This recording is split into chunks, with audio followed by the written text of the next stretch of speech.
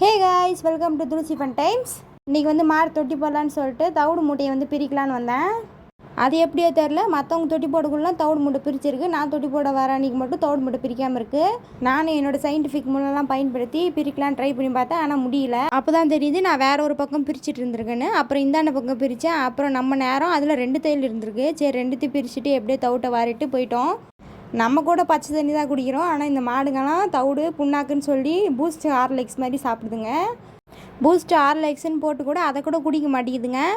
அதையே கஷ்டப்படுத்தி வற்புறுத்தி குடிக்க வைக்க வேண்டியதாக இருக்குது. சரி, அதெல்லாம் நமக்கு தெரிஞ்ச விஷயம் தான் நினச்சிட்டு மாடு ஓட்ட நானும் போயிட்டேன். மாடு ஓட்டிட்டு வந்து தண்ணியில் காட்டியாச்சு. சொன்னதை எப்படி நம்பியிருக்க மாட்டீங்க, நீங்களே அவங்க கண்ணால் பாருங்கள் எப்படி குடிக்காமல் மேலும் கீழே பார்த்துட்டு இருக்குது பாருங்கள். அப்புறம் கொஞ்சம் நேரம் அதே நின்று பார்த்துட்டு நம்ம நிலைமை இதான்னு சொல்லி அதை தண்ணி குடிச்சிக்கோம்.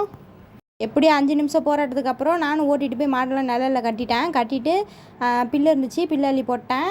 இதான் குடிக்க மாட்டாங்க, அண்ணன் பில்லுலாம் சூப்பராக சாப்பிடுவாங்க. சரி, பாய்.